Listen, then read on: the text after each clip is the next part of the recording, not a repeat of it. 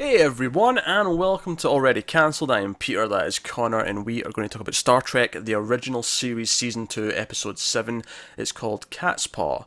Full spoilers for the episode, as always. This is a funny mix of feelings on this one, because I very quickly realised, it's going to be kind of another godlike figure episode where someone can just do things, but then Except this time it's a Halloween episode. yeah, for a good while I was like, but I'm actually having fun with what's happening because it's like these evil witches appear and tell them not to, like, cause basically, Scotty and Sulu are with some red shirts down in the planet, this mysterious planet, and they've lost all communications. They're not even picking them up on the scanner. Something weird's going on. So what one of the red shirts beams back up, sort of dies immediately, but before he does, there's like this weird like voice that like they hear that's a warning: leave this planet at once. Yeah, but they go out of the planet and they're looking around, and these like ghostly three witches appear and like tell them again to turn back, and then they find this big spooky castle. And I there's like a love that first shot of the castle. it's You know, good. like where Yeah, where all the smoke's going around at the bottom, the fog. It's like, oh, this looks it's a fantastic. nice big painting. That's what it It is. is. It looks great. And then they go in, there's a black cat, and everything's very spooky. This whole chunk of the episode, I'm like, you know what? This is kind of usually what the weaker episodes are, but so far I'm having a lot of fun. Yeah. I will say I felt like I was watching it a month too early. That's true, yeah. But other than that, I was like, yeah, this is great. And then it got to when they started talking to the godlike figures, and it kind of just went into the same old shit that we're used to Yep. seeing in these episodes. Same as Um, usual. it picked up a little bit towards the end. But the first, because as much as I went through that really quickly, that was a good 15-20 minutes, that first chunk. There was a lot of mystery and like them going down there and like searching, like, oh, our scanners aren't Yeah. picking up anything, that's That, weird. that was nearly half the episode. Yeah, it was a good chunk of it. But then they fall through the floor, they all get knocked out, they wake up, they're in shackles, and then they're taken to a room where they meet, what is the name? Korob is the first one we meet. And it's just kind of like, okay, we've done this before. This is just. I mean, don't get me wrong. Out of all the episodes with a godlike figure, this is definitely up as either maybe not the best, but like certainly top two or three. Like we're Oh definitely. yeah. This was better than the And last couple do you know of what? them. It says a lot when you say top two or three, and that means something. There's been It that many does. of them. It does, and they're usually ones we don't like. Um, I'm sure there was maybe one in season one we actually did really like, which is why I'm maybe not. I'm not. Yeah, earlier on before we got sick of them. I'm not ready to say it's the best one because there might have been one in season one that we like more, but certainly number two. I'm fairly confident in saying because most of them, Yeah, because at least what the godlike figures here were doing was a bit more interesting. There was two of them. One of whom was appearing as a cat at first, so it was kind of fun having him talk to the cat as if it's a person, mm. and it was adding to the mystery. Yeah, I will say I did like some of the ideas though, because when the cat person turns into an actual person, Sylvia, she becomes a little bit interesting to a point because the whole thing is that they two, whatever they are, have never had desires or felt passion or felt needs or anything like that. So they're basically taking like ideas from their heads and creating them. That's why everything looks like something like a haunted house from Earth, yeah. because they're taking ideas from the people, and like they have killed some of the red shirts, and it's like, oh, that thrill of killing. It's I've never felt this before. It's great. It's different because the godlike figures are usually just, oh, we're better than you. You're going to serve us. You're going to do this. You're going to do that. Whereas here, it feels like the god figures are actually learning from the humans instead. Which, when they first started introducing that, I thought, oh, this will be how it's really different. This will be cool. And then it never really went far enough to actually feel different. Even though, yeah, there's a couple of lines or moments that do actually have a little spark to them. Where it's like, oh, you're doing something that is actually kind of a little bit different. And I like Kirk that. trying to seduce his way out. Exactly, and she sort of realizes that she's being used, which is kind of a neat moment because she's using them. Like Yeah, that, but the irony but, never but really dawns on her. yeah, but he kind of points that out to her. Yeah, and I kind of like the ending where we find out they're two tiny little creatures. Like they're both like maybe 6 inches tall. These little alien things. I like that just for the kind of absurdity of it.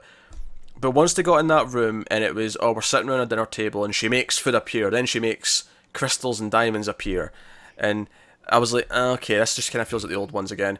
The little touch I did like though, I liked that she affects the ship, like everyone up in the ship. Who, by the way, we've got some red shirt in the captain's chair because everyone's on the planet Yeah. except Doing, Uhura. he was doing an alright job though, to be fair.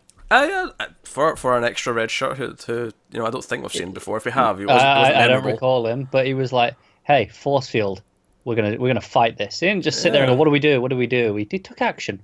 But I like, Chekhov and Uhura are the two that we know on the ship, but neither of them are high ranking enough, so they've got this red shirt. And I did like how she affected the ship by doing something to her like model ship. Like she holds it over the flame in the candle. And, Voodoo, basically. yeah, and Kirk like calls up to the ship and he's like, "What's happening?" And he's like, "Oh, it's gotten really hot in the last like minute. Like for some reason we're up 60 degrees," and I liked that a little bit because it had kind of like it wasn't just random. It was like, no, we're seeing how this has been accomplished. There's an effect, cause and I effect. get, yeah, like it wasn't just click fingers thing Yeah. happened. It was like, okay, I can see where things are coming from. Yeah, and then she puts it in a box, and then then they have that force field thing around them. Like, okay, there's something around us. We're not really sure what it is. It's just there. Like, I kind of like that element to it. It kind of reminded me a little bit of Inception. I know that sounds like a weird thing to say, but you know how in the way that if the sort of the upper level dream, the van was spinning, that's what caused the hallway to spin. Kind of idea. Yeah, I see what you're saying. Yeah, it reminded me of that a little bit. No, I could see it. Yeah, I think voodoo is actually is similar to voodoo, but I think of voodoo as being specific to people. Like you're affecting a doll, Right, so it's a person. right, but it's the Yeah. same thing. Instead of sticking pins in a person, they just held the model ship over the flame. But same Yeah. principle. It's same principle.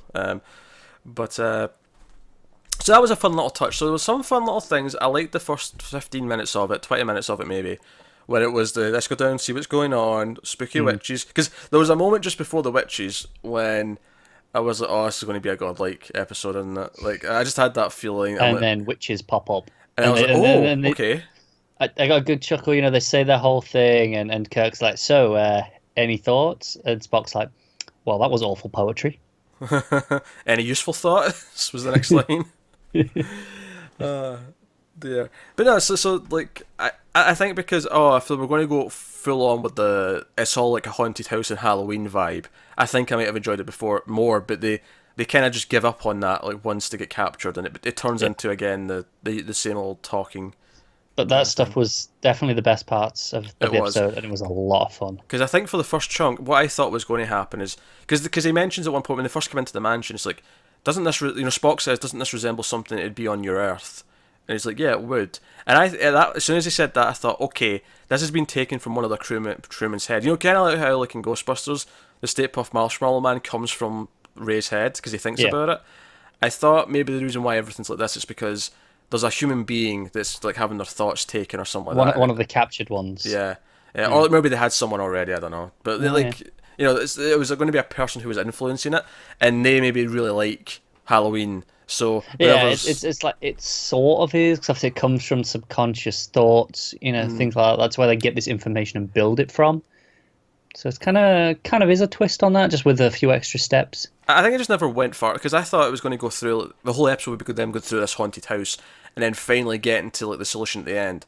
But instead, they get to the people halfway through, and then it becomes more of a sort of debate episode that we've had before, but not a fun debate because it was kind of the same old thing that we've had multiple times. Yeah. Hey, it was better than Apple, and it was better than what was the name of that episode? The one where the guy because he was looking through a telescope and it was like the 17th century. Napoleon dude. Aye, that dude. It was better than that one. I don't remember. That was awful. Yeah, it was definitely better than that one. Apple was worse. So probably better than that one where it was the giant hand holding the ship. Yeah, probably. Oh, that one was all right. That was right. That was near the start though, so that was we weren't got away with it a bit more of these episodes yet. But yeah, I was like, oh man, not another one of these. And then it had some fun stuff, and then it went back downhill, and then it picked up a bit at the end. Noble didn't have the fun bit in the ship at the end. Yeah, it was really weird. It was like, oh, it's over. No banter. Well, do you know how you know? It's because it goes to a second shot of the ship. Like, there'll be one shot of the ship, then it'll cut inside. But because it went to a second one, the title's going to appear in a second, and it did. And it's like, that's how you know. It goes to the second. It could have done with some more, laughing at Spock's lack of knowledge of trick-or-treating. Yeah, have some jokes at the end about Spock asking about Halloween, what is it? explain it Yeah. to him, and see his reaction to, maybe dunking for apples, have his reaction to dressing up, like just give Yeah, him. yeah. Like these banter scenes, sometimes I complain about them because they kind of go out of tone with what the episode was just before. Mm. But they're always kind of fun, and I like seeing them rag on Spock. Yeah, I think maybe, like, let's say it went on the path that I wanted it to, and I thought it was going to go on, where it was just them in the haunted house until the end, and then they finally figure out what's going on and get their shipmates back. I think the only thing that would have been a problem from the start, based on that, because I feel like that's a really fun episode, is that they actually kill a crew member at the start. Like, I feel like that maybe puts a darker. Because even Kirk says at one point, "Oh, if it wasn't for a dead crewmate, I'd think this was some big trick or treat." Yeah. And it's like, yeah, it kind of puts a damper on what otherwise is kind of a fun, goofy kind of witches and black cats and. Yeah. I will say a couple of things about the cat that was amusing me is, one, the sound effects for him were a bit weird at times, like, Yep. and secondly, they reuse part of the same shot, hoping we wouldn't notice it. See, when you first see him, and he Yeah. sort of like meows and hisses backwards. When it cuts back to him, it's actually the same. Like, it starts later on in the shot, but it's the same hiss just Yep. later on. So they obviously didn't get two shots. And of it. it's because it was so close together. It was really noticeable. It was, yeah. So that stuck out.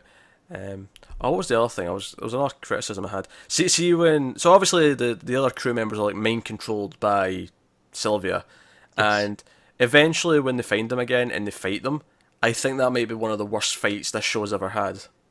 You might be right. It's actually atrocious. There's just no momentum. It feels like they are just pretending. There's no. Yeah, and obviously they always pull the punches, and there's no actual physical connections. But this looked worse than normal for that. It felt like people were waiting for their cue to be hit, and it felt like it was intentionally, because there was like so many people like fighting in a room at the same time, and Yeah, it felt like there was so much space though between where they stopped the punch and the guy moved backwards. yeah, it felt just kind of stilty. It felt like it was slower than it should have been. So because even when the swing and miss, they still put a nice hearty swing into it. Yeah, It'll still be a nice, good, quick swing. Whereas this felt like, no, they're going slow. it did. It did. And maybe you could write that off as, it's because it's their crewmates. They want to not hurt them that much, but they still knock them all out. Yeah, that's the problem, isn't it? They still go to that same length that it's like, well, you might as well have just done it properly. It just, I don't know. It looks sillier than usual, and I'm not comparing it to other things. I'm comparing it to fights on this show that we've had already. We've had better fights. Yeah. The fight that Commodore had with the red shirt last episode was Oh, way that was better. pretty good. Yeah, that was way better than this. that's it. We're not comparing this to something now, but it's like against its own bar. Yeah, I'm not comparing this scene to a scene from the raid, right? Let's just make that clear. Yeah. That would be stupid. It would be stupid. Although, I definitely want to see those fights side by side and just do a comparison breakdown. I feel like the Trek one will finish and the raid one will still be going on for like another 5 minutes. Which actually, to be fair, if I was going to complain about the fights in the first raid movie, is that a couple of them do go on a bit too long for my liking. That's fair. I still need to see the second one though. Second one's better. I did hear that, but I didn't buy this. I didn't buy them together when I bought, and I got the second one a while later and just haven't been in the mood to watch it. I saw the second one in the theatre and it was a Oh, I bet that was excellent. delightful experience. There was a really nerdy guy down the end of the road, and obviously I'm a pretty This is nerdy coming guy. from you, yeah. But when I say he's a nerdy guy, he was audibly nerdy. Right. Right? He was laughing louder than everyone else at the jokes, and he was like, Yeah. and then when the movie ended, like, I wasn't intentionally looking over at him, but when the movie hit to the credits, I glanced over and he sort of slapped his knee and went, "Damn, that was good!" And he walked out sort of bopping along to the music in the credits. It was just, I don't know. It was like you feel a little bit embarrassed for someone else sometimes. Yeah. I felt like, yeah. oh, no, you have no filter. You're just. There's a few things that get me panels, where there's someone like convention panels. Oh, and there's a and, Q&A. and they asked, but then they asked the children. Yeah. I always feel really cringy because it's like, okay, children have no filter. You have no idea what they're going to say. Yeah, but that's the thing. They get away with it because they're kids. You write it They off. get away with it, but you're cringing because then they have to be really careful with their answers. I don't know. I get it. But see the Raid 2. The Raid 2 is very good. It's a little bit long. It's a little bit long. It's a bit long in the tooth. And it was funny because I went into the Raid 2 thinking that I wouldn't like it, because the Raid 1's a movie where it's all in one building. It's a bottle movie. You know, I love a good bottle story. Whereas the And Raid you 2 get is not plenty that. of them on this show. Yeah, Raid 2 is not that at all. But it was just better. Like, it had better villains, had better action, I thought. Shall definitely have to check it out when I get enough free time to watch a movie to myself. That's an idea. Maybe we'll do the Raid 1 and 2 on Influx at some point. Maybe come Christmas. Yeah, I'll have time. maybe the Raid 3 will be a thing, and we have a reason to do one and two. That'd be nice, wouldn't it? Yeah, Star Trek. We're talking about Star Trek. That's what this video is about. Star Trek. But we veered off. Well, I pretty much wrapped up my my thoughts on the episode. But basically, this was a Halloween episode. If you like Halloween stuff, you might as well go check out Screams After Midnight and do the whole Halloween month with them. As an idea, yeah, we are doing tons and tons of movies over the course of October. We are planning for a week. We may squeeze in even more if we somehow find the energy.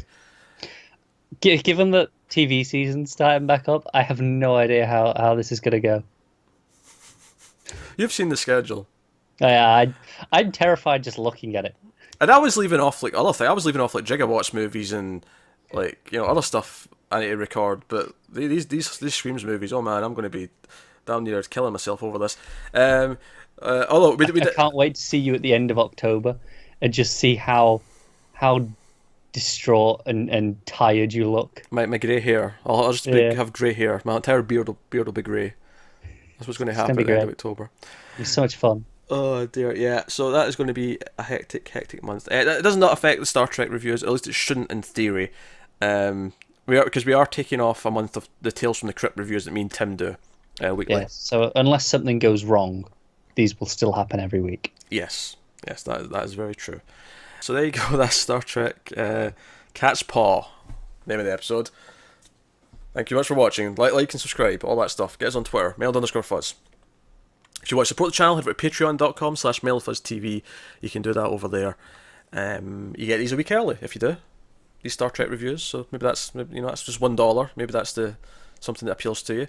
You get to vote and stuff for some of the movie things we do at the higher tiers. So but there you go. So that's been this week's Star Trek. It has been a really we went on a bit of a tangent there at the end, but yeah, it's quite late at night. It is. It's really late at night.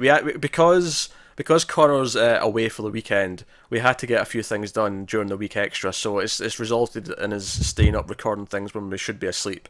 So hopefully you appreciate it. But thanks very much, guys. Keep watching TV. We'll see you next time.